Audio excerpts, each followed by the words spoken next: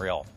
Wedding season is here, and it's a great time, of course, to celebrate love. It also means that a lot of couples are working to get on the same financial page. It's a big process, and Justin Halverson with Great Waters Financial is here with some advice for us. Good to have you here with us. Great to be here, Brian. It's going to be a real sticky subject, can't it? This could be. I think it's a topic, like we said, that could save some marriages here. So yeah, we're going to help a lot of people. This is important work that we're doing. This is a big deal. So you have some good advice for people to start thinking about. First thing you say, discuss your financial goals, habits, and experience with money. Absolutely. I'd say the best advice is just to get everything on the table, okay?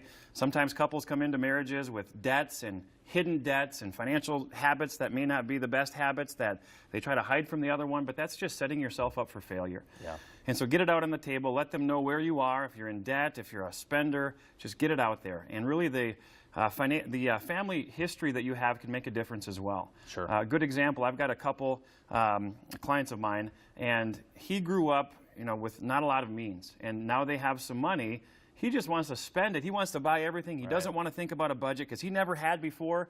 He's going to enjoy himself now. So she's the disciplined one. She keeps them on track. Thank God for her. She keeps the budget in line, and they've saved money, and now they're going to have a chance to retire. Yeah, family dynamics are always so interesting coming together. You say review your financial house as a couple and also create a plan. Yes. So now that we've got our history and our past out there in the open, let's look at where we are today. What are our assets? What are our liabilities? What are our combined income sources? And what are our goals? So here's where we are. Here's where we want to be.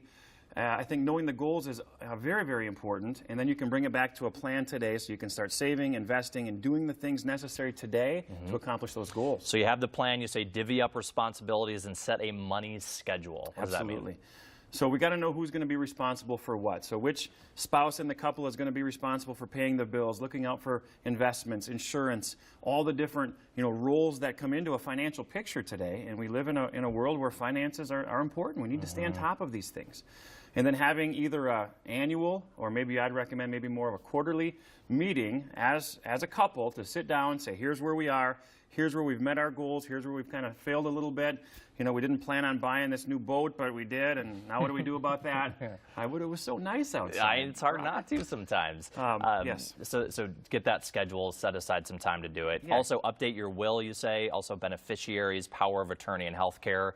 I know that's a lot of things kind of jammed into one there. It's all in one, kind of under the estate planning heading, but you're married now, so your spouse should be your primary beneficiary on your investment accounts, on your life insurance, on all different accounts. And so you go through things. You're going to make certain accounts joint accounts, but otherwise, if you had never been married before, it might be your parents or your siblings who were beneficiaries. Well, your spouse needs to be number one now. I've seen situations where a couple was, getting remarried, and the ex was still the beneficiary years later. Wow. They didn't get it updated. Yeah. And so look at your accounts, and then sit down with a good estate planning attorney. Determine if you need a will or a trust. If you have one already, you're going to probably need to redo it to get the legal documents in order. And healthcare directives and powers of attorney are so important so that you don't leave each other vulnerable if something happens to one of the individuals. Always good to see you. Hey, thank you so much. Hopefully we helped some people out. I think we did. Yes, we're going to have this interview for you posted at KARE11.com. Click on KARE11 News at 4. It is right under the Shows tab. Let's go out to the backyard.